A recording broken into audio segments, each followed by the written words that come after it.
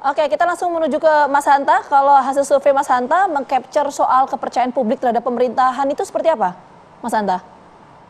Ya, Vita, memang kalau kita baca trennya ada tren penurunan dibandingkan pada bulan Juni Juli di survei-survei poltreking maupun berbagai macam lembaga survei kredibel yang bisa paling tidak dipertanggungjawabkan hasilnya ada sampai 80%. Nah, di survei kami terakhir di angka 76,2%. Artinya memang ada tren penurunan.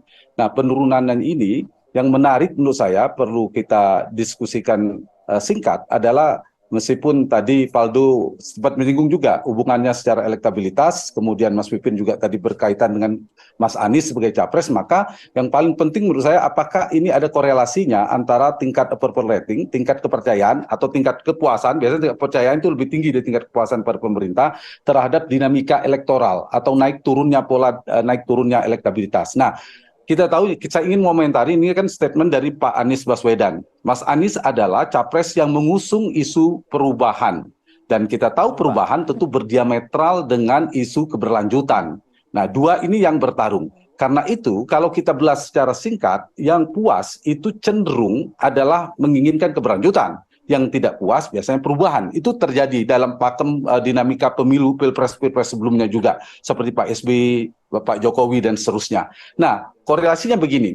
Begitu tingkat kepuasan kepada pemerintahan turun, maka kecenderungan yang naik ada Anies Baswedan.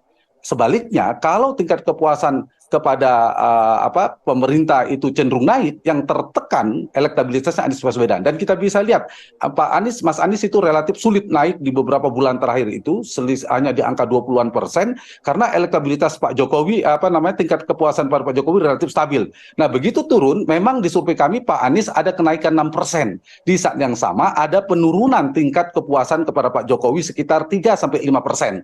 Jadi tidak ambruk banget begitu kira-kira. Nah, tetapi yang memang menarik, yang kedua adalah bagaimana dengan kandidat lain. Kalau itu adalah hubungannya dengan Pak Anies, dengan kandidat lain. Karena ternyata Anies Baswedan naik, Prabowo Subianto juga naik. Ganjar yang trennya cenderung turun. Ternyata kalau kita belah, pemilih yang puas itu memang terbelah antara Prabowo dan Ganjar.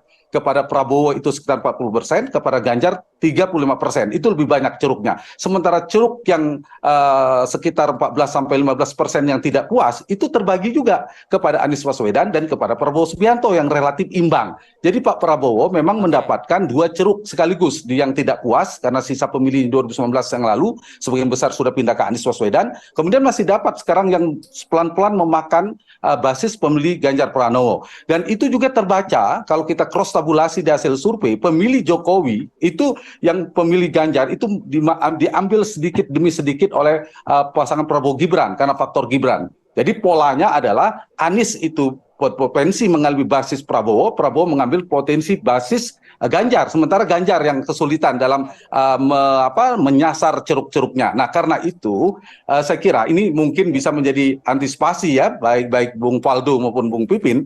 Dinamikanya akan ada mirip, meskipun hasilnya kita tidak tahu. Pemilu 2009 yang lalu, di 2009 yang lalu itu ada yang mengusung perubahan di pasangan nomor 1 juga, itu Bu Mega dan Prabowo, Mega Pro. Nomor 2 mengusung keberlanjutan, yaitu Pak SBY dan Budiono, yang kemudian menang dalam satu putaran, keberlanjutan dengan BLT-nya sangat sukses. Dan ketiga adalah Pak JK dan Wiranto. JK memang kesulitan posisi, dia bisa jalan dengan Pak SBY sehingga untuk mengambil basis perubahan sulit, untuk mengambil keberlanjutan sudah punya Pak SBY. Nah, sepertinya nasib Pak Ganjar itu berpotensi kalau tidak merubah strateginya seperti Pak JK.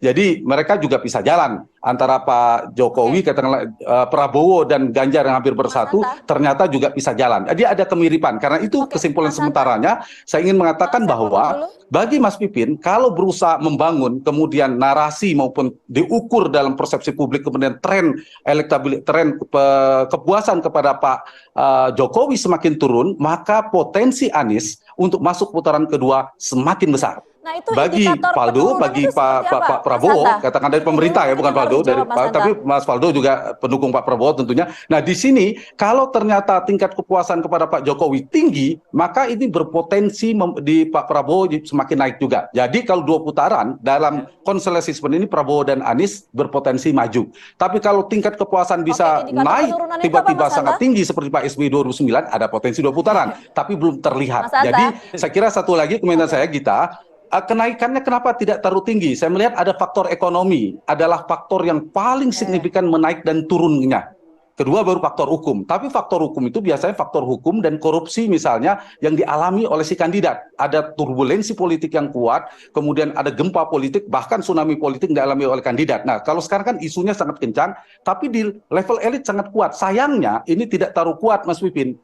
Masuk ke relung dinamika masyarakat, relung hati masyarakat belum terlalu kuat. Oke, kita tangkap Penurunannya poinnya, Mas belum Hanta, kuat. sebelum Nah, sampai ke kalau sana itu lebih jauh. kemudian semakin turun, itu yang mungkin makin Mas berbahaya. Hanta. Tapi begini, Oke. saya punya data dari survei Poltering Indonesia, faktor-faktor yang membuat puasnya kinerja pemerintah, mereka menilai puas itu karena faktor BLT 35%, bantuan tunai itu dianggap tepat sasaran, kartu Indonesia Sehat 15%, kartu Indonesia Pintar 9%. Yang menganggap, nah ini mungkin yang menganggap tidak puas itu, menilai tidak puas karena faktor isu harga kebutuhan pokok dan susah mencari lapangan pekerjaan. Jadi, 2 isu ini sebenarnya ada keberhasilan pembangunan infrastruktur, kesehatan, dan seterusnya yang diapresiasi menyebabkan tingginya tingkat approval rating, tapi di saat yang sama ada sebenarnya isu gagal dianggap ya, sebagian 15% itu menganggap pemerintah belum berhasil atau gagal mengendalikan harga kebutuhan pokok dan mengendalikan pengangguran. Jadi isu ekonomi sebenarnya yang paling leading, paling menentukan naik turunnya. Misalnya tiba-tiba Pak Jokowi menaikkan harga BBM. Nah, itu agak berbahaya. Akan menjadi berbahaya pada posisi Prabowo. Jadi poin saya adalah kalau tingkat kepuasan Pak Jokowi turun, itu kabar baik bagi Anies Baswedan, sedikit kabar buruk bagi Prabowo. Pun sebaliknya, kalau ternyata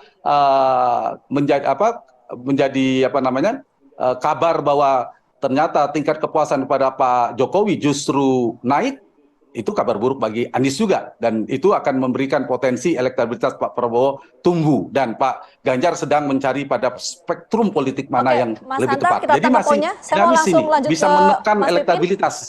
Mas Jadi Hanta, pertarungan Pak Anies kita harus itu berbagi fokusnya durasi. ke Pak Jokowi. Sudah benar Mas sebenarnya. Hanta, sampai situ dulu. Oke. Iya, kita tangkap Silakan, poinnya Pak langsung. Pipin. Mas Pipin. Baik. Memang kita harus belajar dari Pak Jokowi ya. Jadi Pak Jokowi ini adalah pembelajar dari presiden-presiden sebelumnya. Memang ini yang tidak dilakukan oleh Pak SBY dulu. Ketika 2014, 2013 lalu ini tidak dilakukan. BLT digelontorkan menjelang pemilu Pilpres. Itu. Jadi saya kira kenapa tingkat kepuasan misalnya masih di angka 70 misalnya atau sampai 80, memang BLT-nya juga kuat. Apalagi sekarang menjelang mau Pilpres juga itu yang dilakukan. Jadi bagi kami memang kita melihat ya, apa sih concern Pak Anies itu? Kalau kita hanya melihat ini hanya untuk kepentingan elektoral, sungguh sangat disayangkan. Pak Anies ingin men-challenge ke depan itu, yang ingin dilihat itu apa sih? Jangan sampai kita hanya karena mohon maaf BLT, ya, kita kemudian memberikan tingkat kepuasan, kemudian memilih capres keberlanjutan. Tetapi masyarakat saat ini apa sih? Lapangan pekerjaan susah. Survei menunjukkan itu, indikator dan berbagai survei, internal kami juga begitu. Kemudian sembako juga mahal, juga itu yang menjadi keluh kesah masyarakat. Misalnya kesehatan, misalnya BPJS banyak yang nunggak.